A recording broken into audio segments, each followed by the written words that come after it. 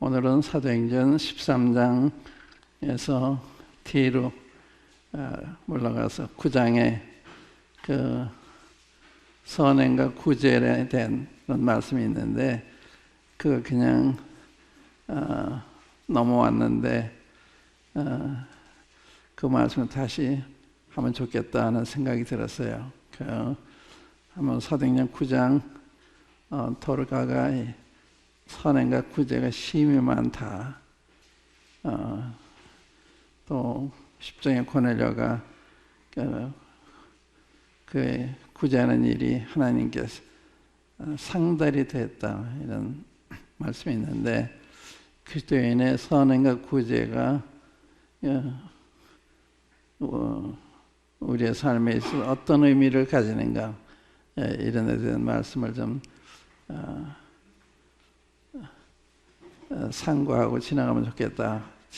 지난번에 그냥 넘어왔는데 오늘 다시 보니까 이야기를 다시 하면 좋겠다는 생각이 들었어요. 한번 찾아보겠습니다. 사도행전 9장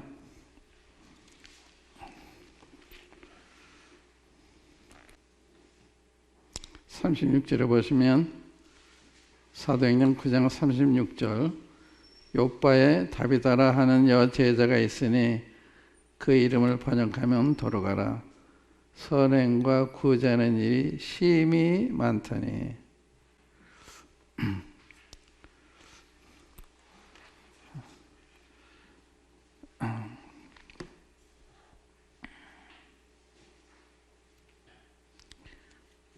그다음에 10장에 보시면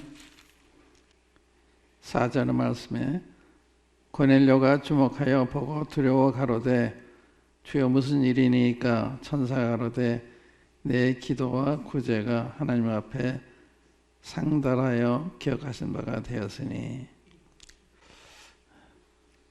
선행과 구제 사도행전이 책에 보면 177페이지입니다. 한번 읽어가면서 선행과 구제의 어떠한 의미를 가지는지 얼마나 중요한 건지 이런 걸 좀 살펴보고 하나님은 어떠한 의미를 선행과 구제에 두고 계시는지 가장 중요한 것은 하나님이 이 선행 구제에 대한 뜻을 두고 계시다. 하나님은 선하신 하나님입니다. 하나님이 선하실 때 하시는 모든 일이 선하시다 이렇게 기록이 되어 있죠. 그리고 이제 우리가 에베소 2장 9절에 보면 우리가 선한 일을 위해서 지음을 받았다. 또 디도서 2장에 보면 선한 일에 열심하는 백성이 되게 하람이라. 아까 기도 가운데 잘하였도다 착하고 충성된 종아 착하다는 말이 선하다는 말이잖아요. 우리가 이제 하나님의 자녀로서 세상 사람들한테 어떤 평을 받아야 되느냐? 저 사람은 참 선하다, 착하다. 그런 평을 받는 게 정상입니다. 하나님이 선하시기 때문에 자녀들도 선해야 그 하나님의 그 자녀라고 이렇게 평을 받을 수 있기 때문에 우리가 이제 구약과 신약에 보면 이 선행에 대한 이야기 이게 많아요. 하나님께 의도적으로 이 선행을 구약에서도 강조하시고 신약에서도 강조하셨는데 우리는 얼마나 강조하고 있나, 얼마나 중요하게 생각하고 있나 이런 걸 우리 자신한테 물어볼 수가 있죠. 이 선행과 구제에 어떠한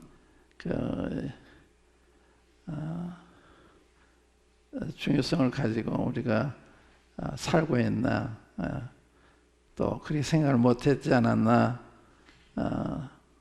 또 그런 생각했지만 실천은 못하지 않았나, 뭐 여러 가지 생각할 수가 있는데 이게 사도행전 이 강해에 좀 더 자세히 이렇게 기록을 했기 때문에 읽어가면서 상고를 해봐도 좋겠다. 좀 길긴 해요. 그러니까 한번 보겠습니다. 그리스도인의 선행과 구제의 의미와 중요성. 방금 본문을 벌써 읽었는데 이제 읽겠습니다. 요바에 다비다라 하는 여제자가 있으니 그 이름을 번역하면 도로가라. 선행과 구제하는 일이 심히 많더니. 이 사건을 보면 베드로가 이 자매가 숨을 거뒀을 때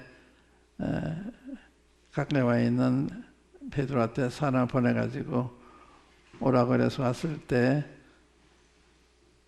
특별히 과부된 노 자매님들이 아쉬워서 우는 이런 장면이 나와요. 참 우리가 근데 더 있었으면 좋았을 텐데 이 아쉬워하는 그런 장면이 나옵니다. 우리도 이제 세상에 있었다면 사람들이 아쉬워하는 우리가 더 있었으면 하는 이러한 우리의 존재가 된다면 좋겠죠.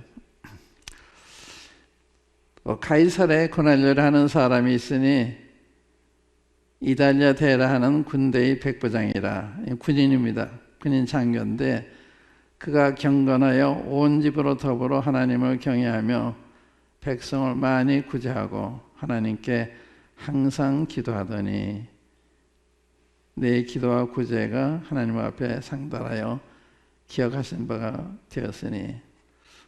제가 최근에 넷째 아이가 군인이에요. 이 군대에서 군생활 하는데 제가 이 고넬료 생각이 나서 내가 걔네 문안을 하면서 직장에서 어떻게 지내고 있느냐. 그러면서 고넬료를 내가 이제 인용을 해서 이야기를 했는데, 고넬료는 병사인데 그렇게 군인일이 많은 이런 훌륭한 군인이었습니다. 그게 하나님 앞에 상달이 됐다. 그것 때문에 고넬료가 아주 유명한 사람이 됐죠. 유명한 사람.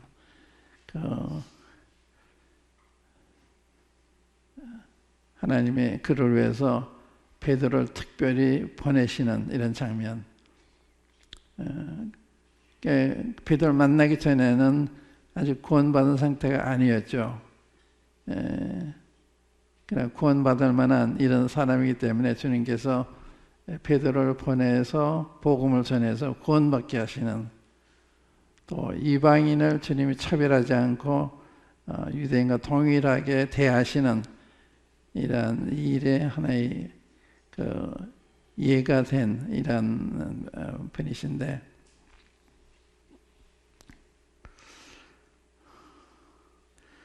여기 두 사람의 선행과 구제가 하나님 앞에 상달하여 기억하신 바 된 사실을 생각하면서 선행과 구제가 하나님의 자녀의 삶에 어떠한 의미와 중요성을 부여하게 되는지 신구약 성경을 찾아 살펴봅시다.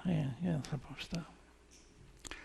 선행과 구제, 이런 일은 구호단체나 자선단체들이 하는 일로만 생각하고 구령의 일에 분주한 복음 전도자나 교회는 그런 일에는 신경을 쓸 필요가 없다고 생각하며 그냥 지나쳐 버리기 쉬운 일이다.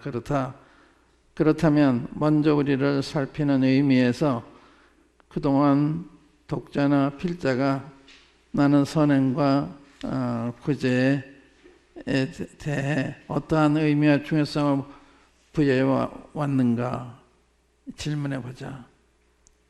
질문 1. 그 질문에 대해 정직하게 대답을 해보자. 예컨대 나는 선행과 구제에 대해 별로 중요하게 생각하지 않았다. 현재도 그렇고 앞으로도 그럴 것 같다든가, 아니면 나는 선행과 구제에 대해 중요하게 생각은 해왔지만 실천은 하지 못했다. 그러나 앞으로는 이에 대해서 신경을 더 쓸 생각이다.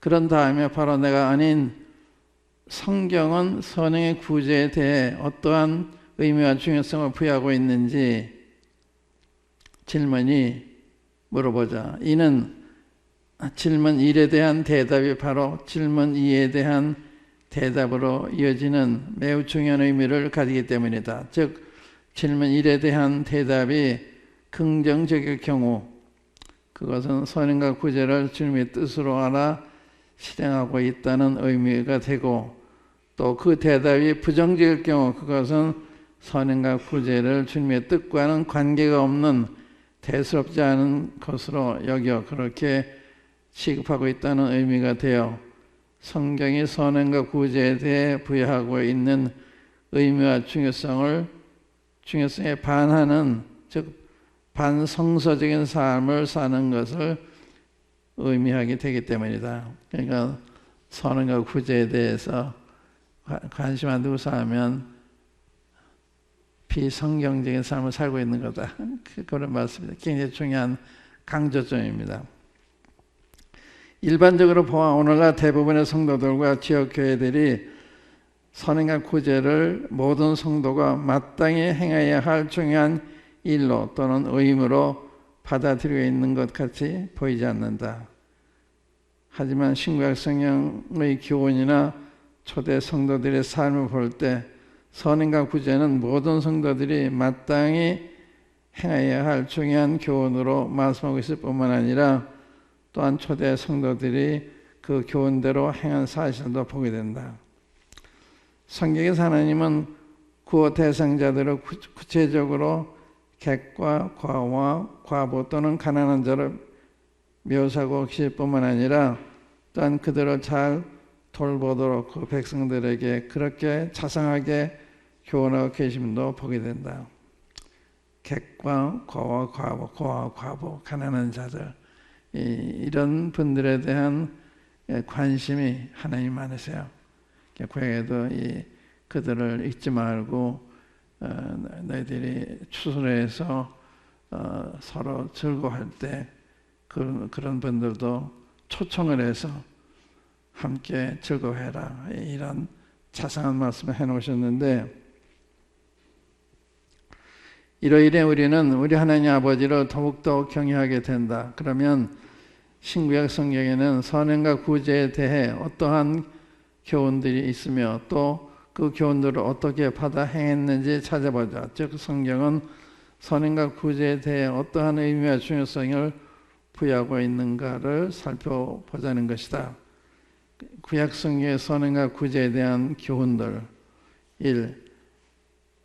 이게 이제 신명기에 있는 말씀인데, 신명기 14장에 매 3년 끝에 그해 소산의 10분의 1을 다 내어 내 성읍에 저축하여 내 성중에 우거하는 객과 과와 과부들로 와서 먹어 배부르게 하라.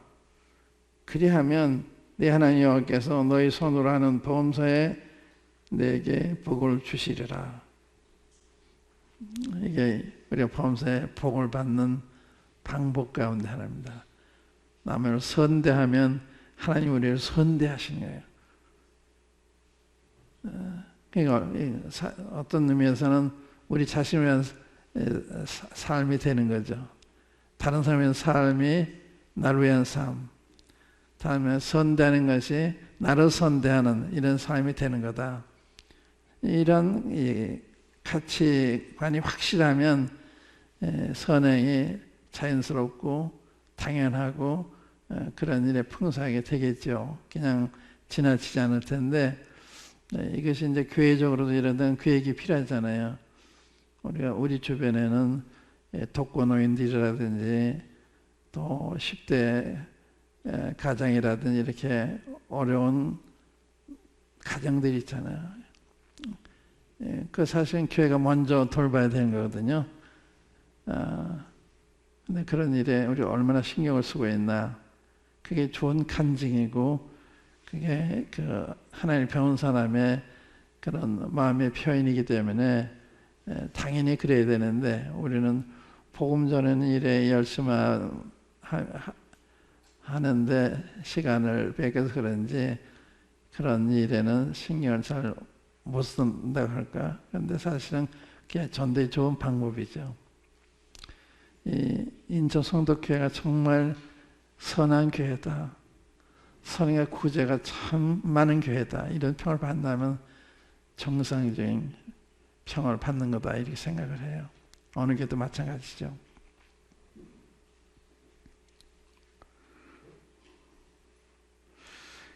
두 번째, 이것도 이제 신명기에 나오는 말씀인데, 매 7년 끝에 면제하라. 면제년이 있어요.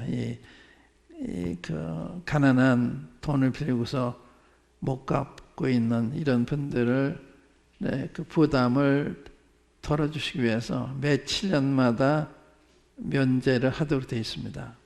그 이야기예요. 면제년. 그게 아주 정하셨어요. 매 7년 끝에 면제하라. 네 형제에게 꾸인 것을 네 손에서 면제하라. 가난한 형제가 너와 함께 거하거든 그 가난한 형제에게 내 마음을 강팍히 하지 말며 내 손을 움켜쥐지 말고 반드시 내 손을 그에게 펴서 그 요구하는 대로 쓸 것을 넉넉히 구워주라. 삼가 너는 마음에 악념을 품지 말라. 내 궁핍한 형제에게 악한 눈을 들고 아무것도 주지 아니하면 그가 너희를 여호와께 호소하리니 네가 죄를 얻을 것이라. 너는 반드시 그에게 구제할 것이요 구제할 때에는 아끼는 마음을 품지 말 것이라. 이로 인하여 네 하나님 여호와께서 내 범사에 내 손을 하는 바에 내게 복을 주시리라. 너는 반드시 내 경내 내 형제의 고난한 자와 궁핍한 자에게 내 손을 펼지니라 하시어 하나님께서는 빚 갚을 형편이 되지 못하는 가난한 사람들을 보호하기 위해 면제는 제도를 제정하시고 또 면제년이 가까움으로 가난한 자들에게 도움 주기를 기피하는 사람들에게 그렇게 하지 않도록 명하시고 격려하시니 우리 하나님의 세심하심에 감명을 받게 된다. 그 장면을 읽으시고 한번 생각을 해보시는, 잠시 이렇게 지나가기 때문에 그 하나님의 그 말씀을 통해서 우리에게 그 기대하신 게 뭔지 하는 것을 깊이 느끼지 못하고 지나갈 수도 있죠. 3번, 이것도 이제 신명기에 나온 말씀입니다. 네 하나님 여호와 앞에 77절을 지키되 네 하나님 여호와께서 내게 복을 주신 대로 내 힘을 헤아려 자원하는 예물을 드리고 너희 중에 있는 객과 과와 과부가 함께 내 하나님 여호와께서 택하신 곳에서 내 하나님 여호와 앞에서 증거할지니라 라고 명하사 77절에 백성들의 즐거워할 때 혹 가난한 자들을 빠뜨리고 자기들끼리만 즐거워할까 봐 가난한 자들로 그들과 함께 즐거워하도록 명하고 계시니 우리 하나님 얼마나 자상하시고 인자하신가. 그래서 우리가 뭐 크리스마스 때라든지 우리가 이렇게 우리끼리 모여서 즐거워하려고 하는 때가 있잖아요. 그런 때 이런 분들을 기억해서 초대 대접을 한다든지 그런 것도 아주 좋은 방법 중에 하나니까 우리 자신을 위로하고 하는 동시에 이제 다른 사람들도 위로하는 오히려 범위를 확대해서 실행하는 참 얼마나 착해요. 네 번째, 이것도 신명기라는 말씀입니다. 네가 형제에게 꾸이거든 이식을 취하지 말잖아요. 이자를 받지 말라는 거예요. 그 돈의 이식, 식물의 이식, 무릇 이식을 낼 만한 것에 이식을 취하지 말 것이라. 타국인에게 내가 꾸이면 이식을 취하여도 가하거니와 너희 형제에게 꾸이거든 이식을 취하지 말라. 그리하면 내 하나님 여호와께서 내 손하는 범사에 복을 내리시리라고 명하시고 격려하심으로 하나님께서 가난한 자들을 어떤 방법으로든 보호하고자 하시는 우리 하나님의 선한 뜻을 엿보게 된다. 이런 걸 여러 번 강조를 하셨어요. 반복해서. 5번 무릇 내 이웃에게 구워줄 때 내가 그 집에 들어가서 전지물을 취하지 말고, 전지물은 저당물, 이웃에게 돈을 구워줄 때 그 집에 들어가서 전당이 될 만한 걸 가져오지 말고 본인이 갖다가 주도하는 그런 얘기 하지 말고, 너는 밖에 섰고 내게 구우는 자가 전진물을 가지고 나와서 내게 줄 것이며 그가 가난한 자여든 너는 그의 전진물을 가지고 자지 말고 해질 때 그 전진물을 반드시 그에게 돌릴 것이라. 그리하면 그가 옷을 입고 자며 너를 위하여 축복하리니 그 일이 내 하나님 여호와 앞에서 내 의로움이 되리라 라고 하사, 가난한 자들의 인권을 존중하게 하고 또 그의 딱한 사정을 배려하여 대할 것을 명하시고 격려하심으로 우리 하나님께서 가난한 사람들을 얼마나 깊이 사랑하시는지 감탄하지 않을 수 없다. 이렇게 세심하게 이런 우리 주위에 도움이 필요한 사람들을 돌보라고 이렇게 우리에게 말씀하신 거잖아요. 이런 걸, 이게 사실 좋은 간증이죠. 이게 전제되지 않는 복음 전도는 효과가 덜할 거예요. 이게 전제될 때는 사람들이 이 교회도 오고 싶고, 이 교회가 믿는 예수를 믿고 싶고, 또 여러분들이 섬기는 그 하나님을 섬기고 싶어하는 이런 마음이 생길 거라고요. 그러니까 얼마나 선인과 구제가 중요한지 우리가 생각할 수가 있죠. 또 6번 곤국하고 비난한 푼꾼은 너희 형제든지 내 땅 성문 안에 우거하는 객이든지 그를 학대하지 말며 그 품삯을 당일에 주고 해진 후까지 끌지 말라. 두렵건대 그가 너를 여호와께 호소하면 죄가 내게로 돌아갈까 하노라 라고 명하사, 가난한 자들을 학대하지도 그들의 임금을 체별하지도 못하게 하셨으니 우리 하나님은 참으로 약자의 진정한 보호자가 되심을 깨닫게 된다.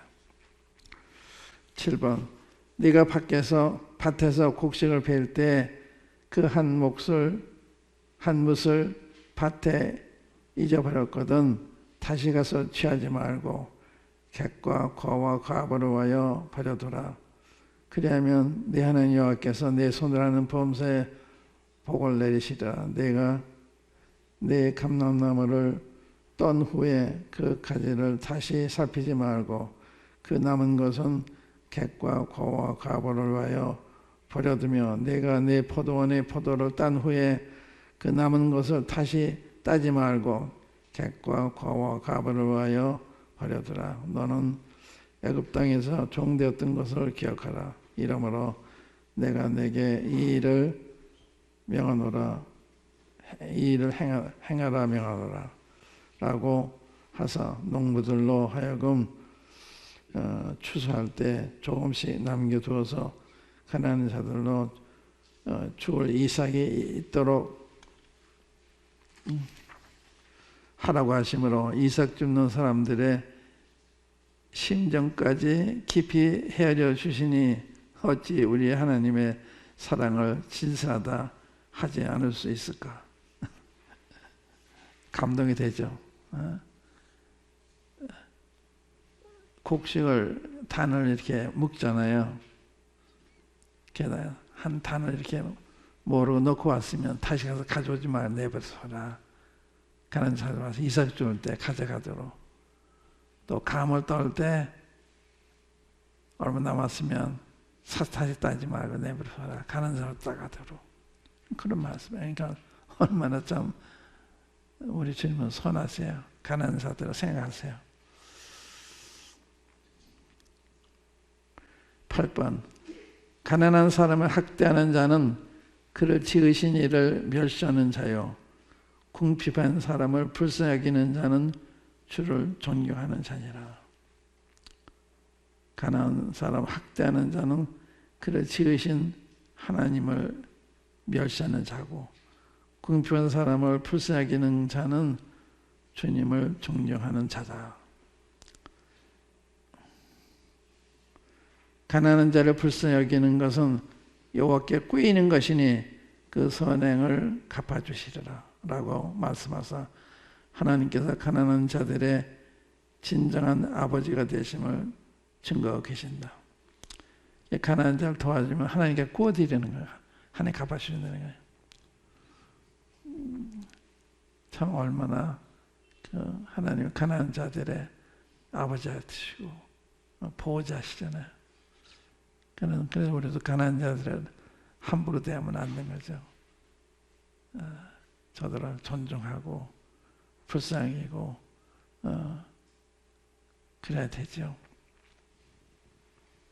최근에 저는 교회별로 이제 야고보서 읽었는데 그 야고보서 2장인가요? 그거 보면 너희 중에 그 옷은 남나게 입고 그런 사람이 들어올 때 저기 가서 앉아라 그러고 또 옷을 잘 입고 들어온 사람한테 이쪽에 가서 앉아라 차별하지 말아라. 그런 말씀 있죠. 그러니까 우리 사람을 차별하는 건 하나님 하신 일 아니에요. 사람은 차별을 하잖아요. 인종차별, 부자가 가난한 사람들을 차별하고 배운 사람이 못 배운 사람을 차별하고 또 가만히 생각하면 얼마나 안 맞아요. 가져서 얼마나 가졌고 알면 얼마나 알고 높으면 얼마나 높고 그럴수록 더 겸손하고 모든 사람을 존중하면 더 존중을 받지 않겠어요. 다윗이 그런 사람이에요. 다윗이 사울이 군대 장관을 세웠을 때 사람들이 그걸 합당히 여겼다.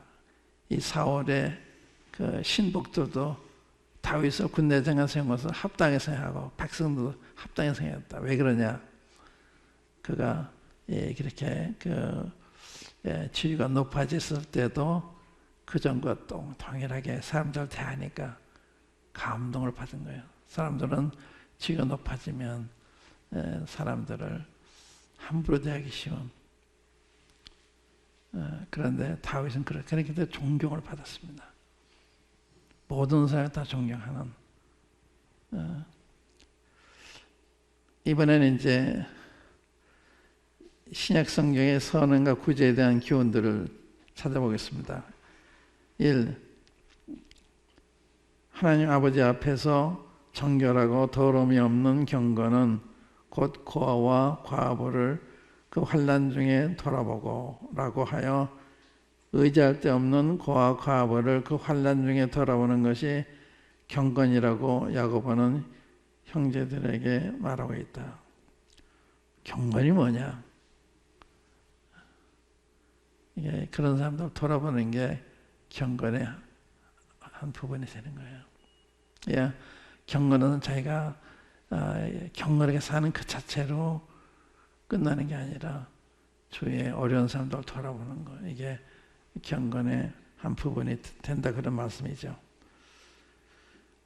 또 두 번째, 만일 형제나 자매가 헐벗고 일용할 양식이 없는데 너희 중에 누구든지 그에게 이르되 평안히 가라, 더 없게 하라, 배부르게 하라 하며 그 몸에 쓸 것을 주지 아니하면 무슨 이익이 있으리요? 이와 같이 행함이 없는 믿음은 그 자체가 죽은 것이라 하여 헐벗고 일용할 양식이 없는 형제나 자매를 돌보는 것이 산 믿음의 증거라고 교훈하고 있지 않은가. 이게 굉장히 중요한 거죠. 그러니까 이러면서 다 유의해서 실천하는 거. 개인적으로나 가정적으로나 교회적으로나 누가 영광을 받아? 주님의 영광을 받으시죠. 주님이 의인과 악인에게 똑같이 피를 주시고 햇빛을 주시고 마태에 그런 말씀 있잖아요. 그러니까 우리 주님은 선하신 분이시죠. 잘하는 사람은 선대하시고 잘못한 사람은 주님이 미워하신 게 아니라 그들에게 동일하게 은혜를 베푸시는, 우리도 이제 그러한 분의 자녀들이니까 그런 감정을 나타내야 되겠죠. 세 번째, 누가 이 세상 재물을 가지고 형제의 궁핍함을 보고도 도와줄 마음을 막으면 하나님의 사랑이 어찌 구석에 거할까 보냐. 자녀들아, 우리가 말과 혀로만 사하지 말고 오직 행함과 진실함을 하자. 이로써 우리가 진리에 속한 줄 알고 또 우리 마음을 주 앞에 굳세게 하리로다.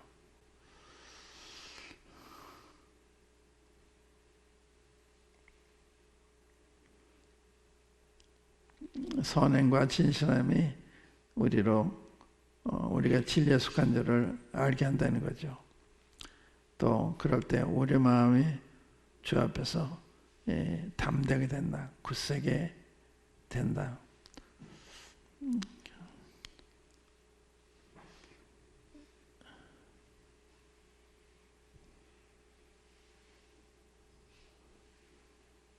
라고 하여 궁핍한 형제를 볼 때 그를 물리적으로 도와주는 것이 진실한 사랑을 가지고 있는 증거요 진리에 속한 표시이며 우리 마음을 주 앞에 굳세게 하는 길이라고 말하므로 사도 요한은 궁핍한 형제를 보면 마땅히 도와야 할 것을 가르치고 있다. 마땅히 해도 되고 안 하는 게 아니잖아요. 그러니까 그러한 주위에 도움이 필요한 사람들 있으면 찾아가서 도와주는, 우리에게 도움 구하러 오기 전에 미리 돌아보는 그러한 모임의 계획이 있어도 좋겠죠. 그러한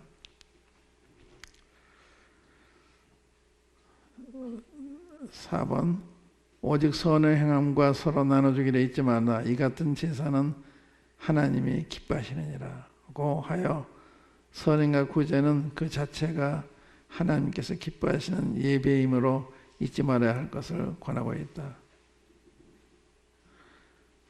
선행과 선회하고 나눠주는 것이 제사라고 그랬습니다. 오직 선을 행함과 서로 나눠주기를 잊지 마라. 이 같은 제사는 하나님이 기뻐하시냐. 그러니까 이게 전제된 예배. 그죠? 매주 만찬하니까 나는 예배를 잘 드리겠다. 그렇게 생각하면 안 되죠. 우리의 일상생활에 이제 이러한 것이 우리의 삶의 특징이 됐을 때, 참 우리의 예배가 그렇게 아름답고 귀하게 보이지 않겠어요? 5번째, 다만 우리에게 가난한 자를 생하는 것을 부탁하였으니 이것을 나도 본래 힘써 행하노. 이건 사도 바울이 한 말이죠. 행하노라고 하여 가난한 자들을 돌아보는 것은 바울이 사도들의 부탁을 따라 본래 힘써 행하던 일이었음을 증거하고 있다. 우리 가난한 자를 생하는 것을 부탁하였으니 이것은 나도 본래 힘써 행하노라. 인연 구절을 다 찾아보면 좋겠죠. 그 다음에 큰 세 번째, 신약 성경의 선행과 구제에 힘쓴 성도들과 교회들의 예, 또 재산과 소유를 팔아 각 사람의 필요를 따라 나눠주고 그 중에 핍절한 사람이 없으니 이는 밭과 집이 있는 자는 팔아 그 판 것의 값을 가져다가 사도들의 발 앞에 틈에 저희가 각 사람의 필요를 따라 나눠줌이라. 이것은 성령님의 충만함을 입은 예루살렘 교회가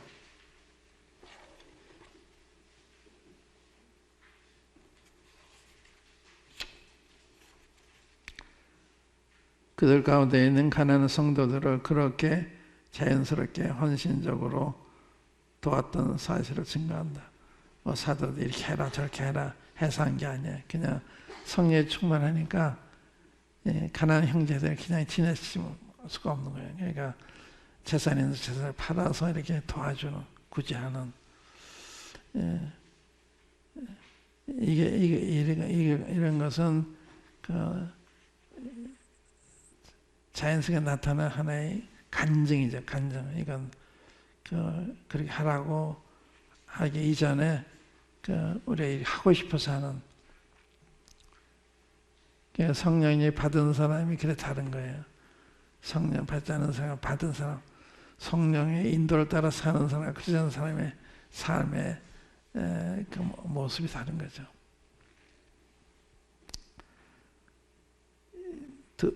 2번 사도들이 일컬어 바나바 번역하면 권위자라 하니 그가 밭이 있음에 팔아 값을 가지고 사도들의 발 앞에 서니라. 이건 역시도 성령님의 충만함을 입은 전도자요 교사요 목자인 바나바가 가난한 성도들을 돕기 위해 행한 자연스러운 헌신이었다. 이는 그 자신이 하나님께 그보다 더 큰 사랑을 입었기 때문이었을 것이다. 그러니까 이 바나바가 훌륭한 일꾼이었잖아요. 그런데 전도한 데만 몰두한 게 아니라 이런 선행의 모범을 보인, 그래서 사도들이 바나바는 이름을 지어줬는데 바나바는 권위자, 돌아보는 자, 세워주는 자, 바나바의 삶의 특징이었죠. 사도 바울이 또 이렇게 크게 쓰임 받는데도 이 바나바가 큰 역할을 했죠. 그러니까 이렇게 형제들이 좀 잘 섬기도록 이렇게 격려하고 내 자료를 내주고 이런 것도 다 선행에 속하는 거죠.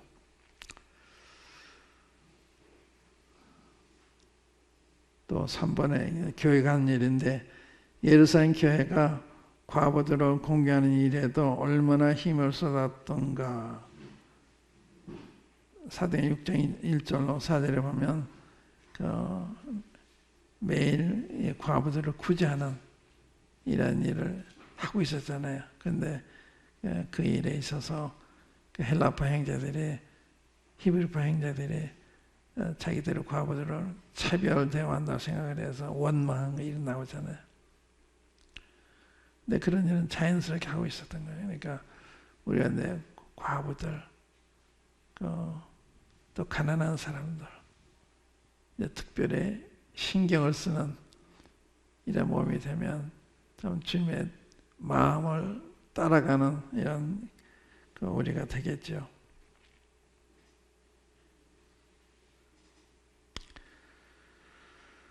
또 4번 요파 교회의 다비다가 행한 선행과 구제는 무엇을 말하는가? 그 가마르게 어땠었는지 한번 살펴보기로 하자. 이제 아까 읽었던 그 도르가 다비다, 그게 어떠한 다른 사람에게 위로가 되고 힘이 됐던가. 선행과 구제는 일이 심히 많더니 그 선행과 구제는 과부들을 위하여 속옷과 겉옷 만드는 일을 포함하고 있었다. 그 일은 음식을 만들어 대접하며 집안 청소를 해드리는 일까지 포함하고 있지 않았을까. 그런데 그런 일이 심히 많았다고 했다. 그러니까 우리가 주위에 나타니 선행은 무수히 많죠. 노인들을 댁에 가서 음식도 만들어 드린다든지 또 집안 청소 해드린다든지 이거 전부 선행이죠. 이 경상대 울산의 그 모임이 그런 모임이에요. 울산 모임이 이제 27일 날 그 리모델링 그런 그 기념 집회를 하는데, 그건 정말 이 우리나라에서 안정된 장로회를 가지고 있는 장로들이 상당히 수준이 높아요. 그게 벌써 전통이 수십 년 계속 되고 있어요. 울산 중부모임, 그분의 생활하는 바가 아주 높아요. 그 장로들이 점잖고 품이 있고 나타내지 않고, 그렇게 제가 하나 예를 들어볼게요. 제가 한 번은 외국 선교사 형제님과 함께 그 당시에 프라이드 차 있죠, 조그만 차 타고 갔는데, 그분들이 돌아갈 때 우리가 피곤해 보인다고 비행기표를 사서 비행기에 태워보내는 이 차를 자기들이 갖다 주겠다. 그래서 내가 놀랐어요. 그래서 그럴 필요가 뭐가 있냐. 오늘서 또 가져와야 되니까. 아니래요. 그런 분들이에요. 그리고 얼마나 최선을 다해서 하는지. 한 번은 미국에서 한 형제님을 모시고 갔는데, 그날이 월요일이었어요. 정기 집회가 있는 날이 아닌데 정기 집회처럼 모였어요. 그래가지고 꽃다발을 해가지고 그 미교수 형제님한테 주는데, 그 형제님은 줄 수가 없으니까 나는 항상 방문을 할 필요도 없는데 꽃다발을 증정을 하고 특별한 음식을 해서 대접을 하고 이런 잔치를 하더라고요. 그러니까 생각이 참 상당히 훌륭한 이런 모임이에요. 저 27일 날 리모델링 기념 집회를 하는데 많이 가보세요. 그 모임 어떤 모임인지. 그런 데는 가면 좋아요. 아마 리모델링 하는데 지금 어려운 때 아니에요. 그리고 다 거기서 시련을 겪고 있는 이런 데인데, 한마음 한뜻으로 이렇게 헌신을 해서 이뤘다는 걸 어느 자매님이 그 글에 문자로 저한테 보냈을 때가 과연 참 훌륭하구나. 거기 가면 놀라운 간증을 들을 것 같아요. 네, 그런 모임은 가보시면 좋습니다. 무슨 선교사 파송 집회라든지 또 헌당식이라든지 등등 이런 데 가시면 좋은 간증을 듣게 되고 배우는 게 많습니다. 그래서 한국 모임 계시지 마시고 딴 모임도 방문해서 딴 모임은 어떻게 하고 있는지, 내가 본받을 건 없는지, 그건 잘하는 거거든요. 우리 영적인 견문을 넓히는 거죠. 나 이렇게 돌아다녀서 그런 것의 가치를 알아요. 그러니까 내가 뭐 헌당식이나 뭐 성경 판승에 가면 너무 축복이 크니까, 내가 왜 혼자 왔지? 형제님들 좀 더 많이 모시고 왔으면 좋았을 텐데, 그게 후회하는 적이 많아요. 그 가치를 제가 알아요. 그래서 그런데 잘 다니세요. 그런 거 있으면 비행기 타고 가세요. 비행기 타고. 그만한 가치가 있으니까. 그렇게 간증이라는 게 놀라운 거죠. 우리가 배운다고 하는 게. 우리나라가 이렇게 일본보다 개화가 늦은 것은 쇄국 정책을 써서 외국인들을 받아들이지도 않고 나가지도 않고 문을 꼭꼭 닫아 놓고서 못 가게 하니까 보는 게 없잖아요. 일본은 우리보다 수십 년 전에 개방을 해가지고 빨리 발전한 거예요. 우리나라도 박정희 대통령 때 이렇게 그런 외국 방문을 격려를 했습니다. 그전에는 해외 나가려면 못 나가게 해요. 제가 일본에 갈 때도 얼마나 애를 먹이는지. 그 가치를 모르는 거예요. 외국 갔다 하면 많은 걸 보잖아요. 제가 처음 독일에 갔을 때요. 1978년도에 갔는데 보는 것마다 다 배우는 거예요. 보는 것마다. 이 독일은 상당히 시스템이 잘 돼 있는 나라입니다. 시스템이. 전국적으로 시스템이 잘 돼 있어요. 길에도 다 그 사람들의 신경을 쓴 게 보여요. 예, 그런 제도가 잘 된 이런 나라인데, 근데 우리 광부들이 가가지고 술 마시고 노름하고 그런 얘기 들으면 제가 좀 굉장히 놀랬거든요. 아니, 이런 나라가 좋은 걸 배우면 그걸 배워가지고 한개 돌아가면 할 게 많을 텐데, 돈벌이 할 만해도 많을 텐데 왜 그냥 못 볼까? 근데 이런 나라에 그걸 보면서 술 주정하고 노름이나 하고 그럴까? 일부가 그랬겠죠. 전부는 건 아닌데, 네, 그러니까 제 가치는 배우는 게 많은 거예요. 모든 게 다 새로우니까. 그러면서 우리나라 이렇게 발전한 거예요. 이렇게 문호를 개방하고 그 외국을 다니면서, 그래서 한국의 기업들도 보면 외국에서 본 걸 그대로 하는 거예요. 예를 들면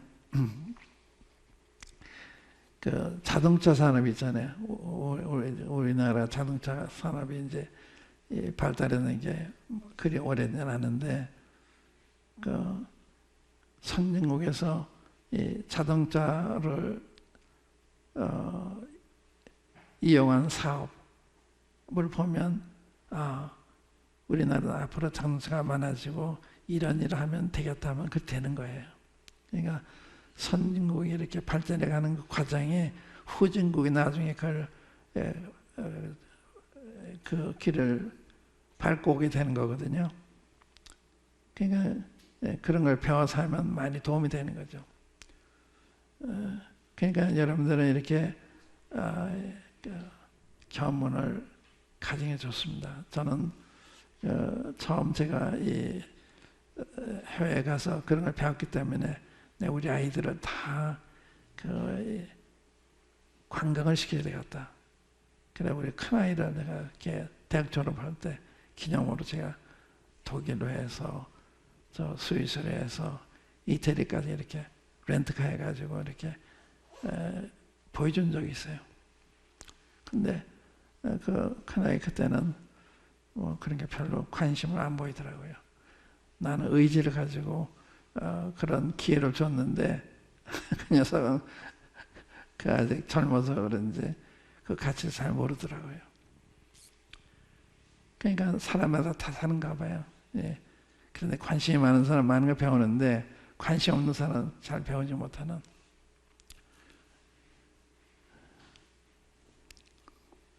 그래서 좋은 교회 있다면 방문할 필요가 있습니다.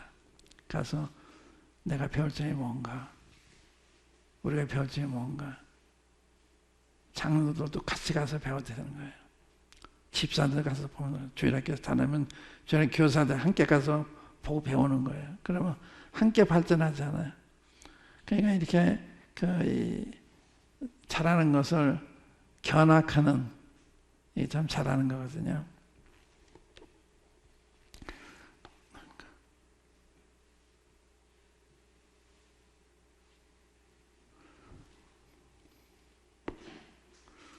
이제 지금 돌아가야 되는 얘기 2번이죠. 제자들이 베드로가 거기 있음을 듣고 두 사람을 보내어 지체 말고 오라 간청하니 온 교회가 착한 그 자매의 죽음을 너무 아쉬워하여 다시 살아나기를 간절히 소원하는 마음에서 베드로를 오라고 불렀던 것으로 보인다. 이것이 그 자매의 심이 많은 선행과 구제가 온 교회에게 끼친 큰 감화가 아니었나 생각된다. 그러니까 베드로 불러서 다시 살아나잖아요. 3번 모든 과부가 울며 도로가가 저와 함께 있을 때 지은 속옷과 겉옷을 다 내어 보이거늘 그 자매의 죽음을 인해 모든 과부가 울었다. 아쉬움과 고마움이 뒤섞인 눈물이었을 것이다. 이것이 그 자매의 심히 많은 선행과 구제가 특히 모든 과부들에게 끼친 크나큰 감화였다. 누구보다도 과부들이 그런 은혜를 입었기 때문에 아쉬워하는, 또 그렇게 참 마음이 아팠던 거죠. 4번, 온 요파 사람이 알고 많이 주를 믿더라. 그 자매의 심히 많은 선행과 구제가 하나님 앞에 상달하여 기억하신 바 되어 베드로와 성도들과 과부들의 간곡한 기도를 기꺼이 응답해 주셨던 것 같이 보인다. 이뤄볼 때 그 자매의 심히 많은 선행과 구제는 하나님의 마음까지 감동시켰던 것 같이 보인다. 놀랍죠. 5번, 가이사라의 로마군 장교 고넬료가 백성을 많이 구제했는데 그러한 갸륵한 마음이 어디로부터 비롯된 것이었을까? 1. 그가 경건하여 온 집으로 더불어 하나님을 경외하며 백성을 많이 구제하고 하나님께 항상 기도하더니, 고넬료의 백성에 대한 많은 구제는 그의 하나님에 대한 경외심과 기도와 경건한 삶에서 비롯된 것이었다. 이뤄볼 때 우리의 선행과 구제의 부족 사태가 어디로부터 비롯된 것임을 깨닫고 반성하게 된다. 우리 하나님에 대한 경외심, 기도, 경건한 삶의 부족이 이런 데 등한하게 만들고 있다. 그런 말씀이잖아요. 2번째, 내 기도와 구제가 하나님 앞에 상달하여 기억하신 바가 되었으니 하나님께서 이렇게 하나님을 경외하며 의를 행하는 사람에게 특혜를 베푸시는 것을 보게 된다. 그를 구원하시기 위해 천사와 베드로까지 동원하였으니 말이다. 천사가 와서 얘기해요. 내 구제가 하나님의 상달이 됐다. 또 베드로를 보내가지고 복음 전하게 해서 구원받게 하잖아요. 그러니까 고넬의 그런 이 선행과 구제가 천사와 베드로까지 동원케 하는 이러한 은혜를 입게 했다. 여기서 우리는 경건한 삶에서 나오는 선행과 구제가 하나님과 사람 앞에 얼마나 값진 것인가를 깨닫게 된다. 6번, 큰 흉년으로 말미암아 기본 생활의 위협을 받고 있는 유대 형제들을 위해 안디옥 교회가 즉각적으로 부조의 손길을 보내는 사실에 우리는 다시 큰 감명을 받게 된다. 제자들이 각각 그 힘대로 유대에 사는 형제들에게 부조를 보내기로 작정하고 이를 실행하여 바나바 사울의 손으로 장로들에게 보내잖아요. 안디옥 교회가 예루살렘 교회 가난한 성도들을 위해서 부조한 거, 헌금한 거, 그 얘기하는 거예요. 그러니까 그냥 지나친 게 아니라 사도벌을 통해서 그 얘기를 듣긴 했습니다만은 즉각 반응해서 특별한 금을 해서 이렇게 도와주는, 여기 제자들이 각각 여기 이제 주목을 해보자는 거죠. 이 선한 일에 안디옥 교회 성도 한 사람 한 사람이 다 참여했으니 그 교회는 얼마나 영적으로 건강에 있었던가. 제자들 각자 다 참여했다 이 말이에요. 또 그 힘대로 했다.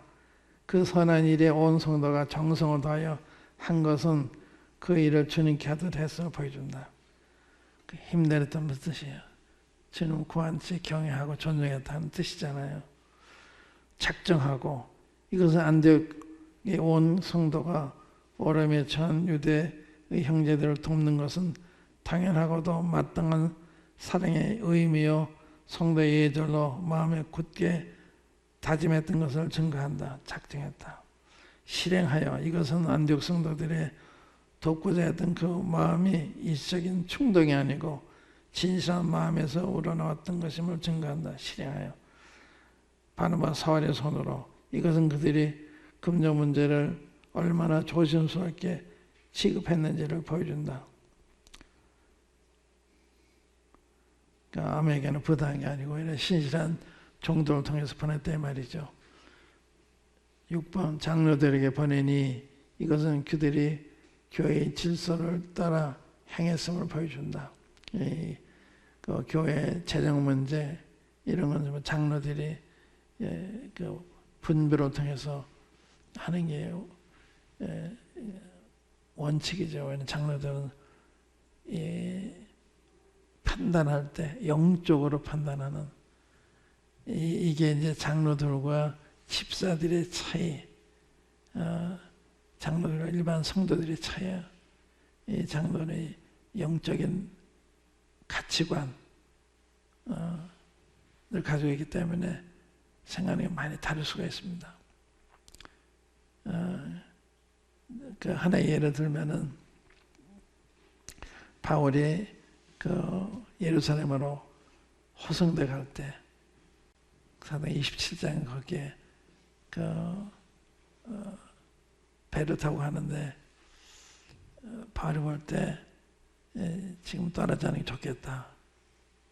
그러니까 제안을 했는데 백부장이 바울의 말보다 선장과 선주의 말을 더 믿었다 하는 말씀이 있어요. 인간이 말하면 바울은 항해사가 아니잖아요. 선장과 선주는 항해 경험 많은 사람들이잖아요. 인간이 말하면 그분들의 분배를 따르는 게 맞죠. 그런데 알아야 될 것은 바울은 기상을 주관한 하나님과 밀접한 그 교제를 하고 있는 이 차원이 다르죠. 그들은 그들의 경험을 바탕으로 하지만 바울은 기상을 주관한 하나님 교통하는 사람이기 때문에 바울의 말이 맞잖아요. 그래가지고 떠나지 말아야 떠나가도 얼마나 고생을 해요. 그 나중에는 어려워지니까 바울이 선장 노릇하잖아요. 그것이 영적인 사람과 그런 차이죠. 그러니까 영적인 사람은 하나님 중심으로 생각하는데 그런 믿음이 성숙하지 않은 사람들은 인간적으로 생각하는, 인간의 경험을 바탕으로 생각하는 그렇기 때문에 우리에게는 영적인 사람이 많이 필요해요. 그건 하나님 의지로 생각하는 거니까. 그러니까 우리는 그 영적인 일을 판단할 때는 그 현실적인 판단도 중요하지만 하나님의 뜻이 뭔가 그러면 비현실적이라도 그걸 결정하게 되는 거예요. 아마 여기 이사 올 때도 아마 그랬을 거예요. 나 잘 모르긴 하지만 그러니까 그런 그 믿음의 사람 하나님의 뜻을 분별했을 때 그걸 따라가야 되는 거죠. 그러니까 그런 사람이 많이 필요한 거예요. 우리한테는 그 하나님의 인도를 받는 또 믿음을 가진 그런 사람들 통해서 하나님의 교회가 이러저러한 큰 일도 하게 되는 거거든요. 우리는 이상의 말씀을 통해 하나님께서 선언과 구제에 대해 얼마나 지대한 관심을 기울이고 계신지를 깨닫게 되며 따라서 이 같은 하나님의 마음을 헤아리던 초대교회와 성도들이 그 하나님의 뜻을 쫓아 선언과 구제의 일에 힘썼던 사실을 보게 되었다. 이로써 선언과 구제는 구호 대상자를 구호하는 그 이상의 의미와 중요성을 지니고 있음을 깨닫게 된다. 이는 우리가 선언과 구제에 열심히 하게 될 때 사람들은 우리를 그 하나님의 그 자녀라고 평하게 될 것이지만 그리고 그것은 우리가 우리 하나님을 정당하게 증거하는 것이 되지만 그렇지 아니할 때 우리는 우리 하나님을 세상에 잘못 인식시키는 심각한 죄를 범하게 되는 것이며 따라서 주님을 믿고자 하는 사람들까지 믿음에서 멀어지게 만드는 중한 죄를 범하게 된다는 사실이다. 또한 선행과 구제는 그리스도인이 경건한 삶을 살고 있는 증거이며 하나님께서 기뻐 받으시는 예배이고 우리 구주 하나님의 교훈을 빛나게 하는 것이며 기도응답의 조건이 되고 거짓 없는 믿음의 간증이 된다. 따라서 선언과 구제는 우리가 입술로 증거하는 은혜의 복음에 명실상부한 긍정적인 영향을 지대하게 끼치게 된다는 사실이다. 구절 다 찾아보세요. 그러니까 이렇게 성령이 단순히 남을 도와줬다. 그게 끝난 게 아니다. 하나님을 나타내는 뿐만 아니라 선언과 구제는 우리 자신들의 장래를 위해서도 대단히 중요한 것이다. 이는 주님의 말씀에 가난한 자를 구제하는 자는 궁핍하지 아니하려니와 못 본 자는 자에게는 저주가 많으리라. 귀를 막아 가난한 자의 부르짖는 소리를 듣지 아니하면 자기의 부르짖을 때에도 들을 자가 없으리라 경고하고 계시 때문이다. 그리고 그 경고는 정당한 것임을 명심할 것이다. 그러면 우리 주위에 우리의 손길을 필요로 하는 사람들은 못 본 채 하는 자가 되지 말아야 한다. 그리고 우리에게 도움을 구하는 사람들의 부르짖는 소리로 외면하지 말아야 한다. 특히 북녘의 학대와 굶주림에 허덕이며 우리의 보호와 구원의 손길을 애타게 기다리는 우리의 동포들을 못 본 채 하지 말아야 한다. 그들의 절규와 우리의 귀를 막지 말아야 한다. 그들은 도움이 참으로 절박하기 때문이다. 자기도 함께 갇힌 것 같이 갇힌 자를 생각하고 자기도 몸을 가졌은즉 학대받는 자를 생각하라고 하신 말씀을 생각하면서 함께 그들을 위해 기도하자.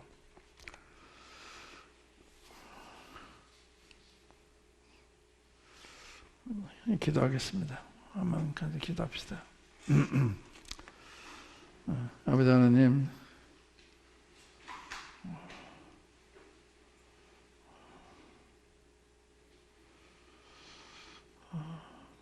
아버지 하나님과 저들이 이런 점에 있어 많이 다른 것을